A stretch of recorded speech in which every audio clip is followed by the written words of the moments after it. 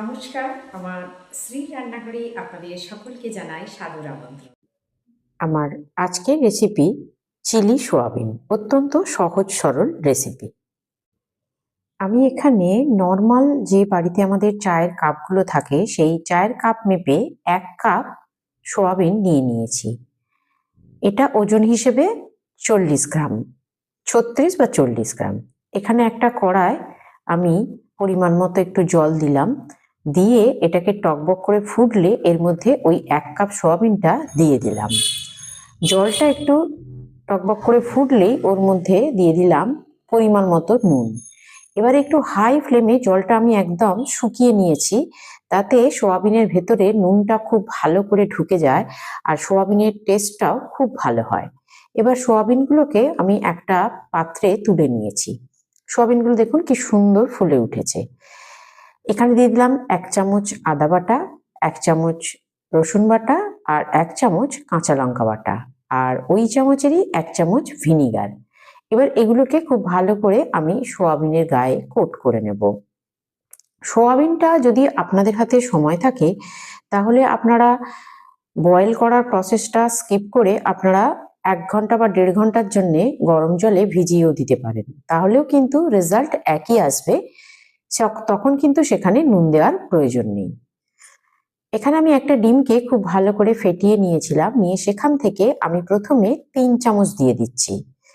আবার যদি লাগে আমি আবার পরে দেব, কিন্তু এখন আপাতত আমি 3 চামচ দিয়েই সোয়াবিনগুলোকে ভালো করে কোট করে নিলাম।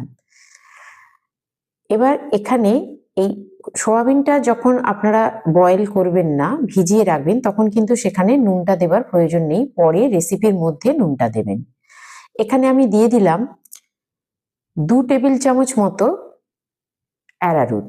আপনাদের কাছে যদি কর্নফ্লাওয়ার থাকে সেটাও দিতে পারেন। আজকে আমার কাছে কর্নফ্লাওয়ার নেই, তাই অ্যারারুট দিয়েই আমি এটাকে ভালো করে একটু কোট করে নিচ্ছি।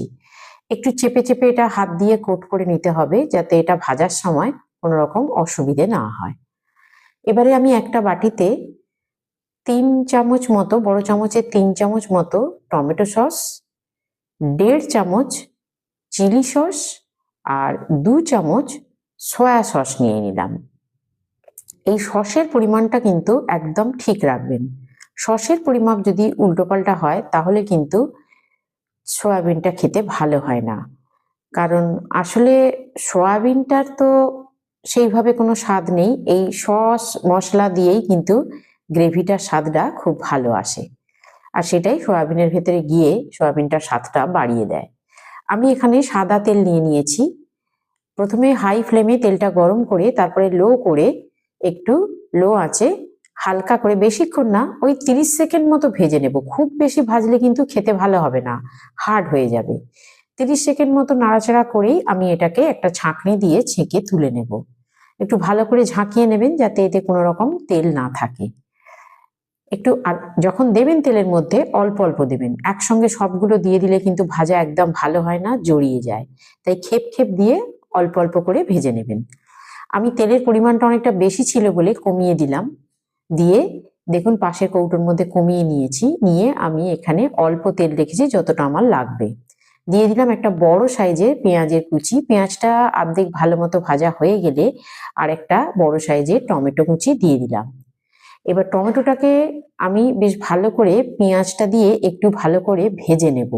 দিয়ে দিয়েছি শুধু গ্রেভির মতো নুন, যেহেতু আমার সোয়াবিনের মধ্যে নুনটা দেয়া ছিল, তাই আমি আর বেশি নুন দেব না, শুধুমাত্র গ্রেভির মতো একটু অল্প নুন দিলাম।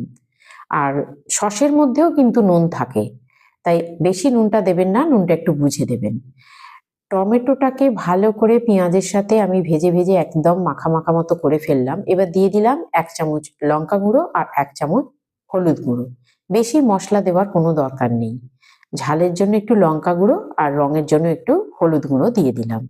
দিয়েও এটাকে বেশ ভালো করে ভাজা ভাজা মতো করে নেব। এইখানের ভাজা ভাজা করাটা তো কিন্তু ভীষণ ইম্পর্টেন্ট। তেলের মধ্যে যদি পেঁয়াজ আর টমেটোকে খুব ভালো করে খুন্তি দিয়ে নেড়ে নেড়ে ভাজা ভাজা করে নেওয়া হয়, তাহলে কিন্তু যে কোনো গ্রেভির স্বাদ অসম্ভব ভালো হয়। এবার এর মধ্যে দিয়ে দিলাম একটু হলুদ ক্যাপসিকাম, একটু সবুজ ক্যাপসিকাম আর একটু লাল ক্যাপসিকাম। এগুলো আমি দিলাম, আমার কাছে অল্প পরিমাণে ছিল তাই। আপনাদের কাছে থাকলে দেবেন, না থাকলে স্কিপ করবেন। আসলে এটার সঙ্গে কিন্তু গ্রেভির বা রান্নার স্বাদের কোনো পরিবর্তন হয় না। দেখতে ভালো লাগে আর ডিশটাও একটু বড় হয়, কারণ খেতে দেওয়ার সময় শুধু যদি গ্রেভিটা থাকে একটু কম হয়। এগুলো থাকলে একটু গ্রেভির পরিমাণটা একটু ঠিক হয়, খেতে সুবিধা হয়। বাকি না হলে আলাদা করে যা আছে তাই দেবেন। যদি কিছুই না থাকে শুধু পেঁয়াজ টমেটোটাও একটু বেশি পরিমাণে দিয়ে করতে পারেন, কোনো অসুবিধে নেই। আমি বেল পেপারগুলোকে একটু ভালো করে বেশ ভাজা ভাজা করে নিলাম এর সাথে। এবারে আমি ওই আদা রসুনের বাটিতেই একটু জল দিয়ে, একটু গ্রেভির বাটিতেই জল দিয়ে আদা রসুনের জলটা দিয়ে গুলিয়ে দিয়ে দিলাম। এটাকে এবার একটু আমি ফুটতে দেব। আপনারা কোথা থেকে দেখছেন আমাকে অবশ্যই কমেন্টে জানাবেন। আপনার নামটা জানাতে ভুলবেন না। ভিডিওটি পুরো দেখার পর ভালো লাগলে একটা লাইক করে দেবেন এবং পাশে থাকা বেল আইকনটি প্রেস করে দেবেন, যাতে আমার সমস্ত রেসিপি আপনার কাছে পৌঁছে যায়। আপনার কোনো প্রিয়জন বা বন্ধুর কাছে রেসিপিটি শেয়ার করে দেবেন, যাতে আপনি আপনার সময় সুযোগ মতো একবার রান্নাটি দেখে নিতে পারেন। ইউটিউব থেকে দেখলে চ্যানেলটি সাবস্ক্রাইব এবং ফেসবুক থেকে দেখলে পেজটি ফলো করে দেওয়ার অনুরোধ রইল। আমাদের ঝোলটা একদম মানে আমাদের জলটা বেশ অনেকটাই ফুটে গেছে টকবক করে, আর বেশি ফোটাবার দরকার নেই। এবারে আমি এর মধ্যে যে সসটা রেডি করে রেখেছিলাম সেটা দিয়ে দেব।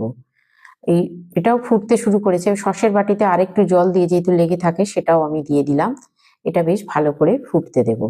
আচ্ছা, এখানে একটা কথা, এই সময় অনেকে অ্যারারুট বা কর্নফ্লাওয়ার একটু গুলে দেওয়া মনে করেন ভালো 1 চামচ, কিন্তু সেটা দিলে না একটা পিচ্ছিল ভাব এসে যায়, টেস্টটা মোটেই ভালো হয় না। তাই এই সস দেওয়া গ্রেভিটাকেই একটু বেশি করে হাই ফ্লেমে ফুটিয়ে দেবেন। এটাই ঘন হয়ে গেলে কিন্তু বেশ ঘন হবে। আলাদা করে এখানে কোনো অ্যারারুট বা আপনার কর্নফ্লাওয়ার গুলে দেওয়ার কোনো রকম প্রয়োজন নেই। আমি এখানে ভেজে রাখা সয়াবিনগুলো দিয়ে দিলাম আর দিয়ে দিলাম ধনেপাতা। 5 মিনিট একটু ফুটিয়ে নেব। ব্যাস, আমাদের চিলি সয়াবিন একদম রেডি। একটা বাউলের মধ্যে আমি সার্ভ করে নিয়েছি। দুপুরে বা রাতে গরম গরম ভাত, ফ্রায়েড রাইস বা পোলাওয়ের সাথে অসম্ভব ভালো লাগে। রাতের ডিনারে রুটি, লুচি বা পরোটার সাথেও ভালো লাগবে। বাড়িতে কোনো অতিথি এলে বিশেষ পদ হিসেবে লাঞ্চ বা ডিনারে আপনি এটি পরিবেশন করতে পারেন। আশা করি প্রশংসা পাবেন। আজ এ পর্যন্তই। আবার ফিরে আসবো অন্য একটি রেসিপি নিয়ে। ধন্যবাদ।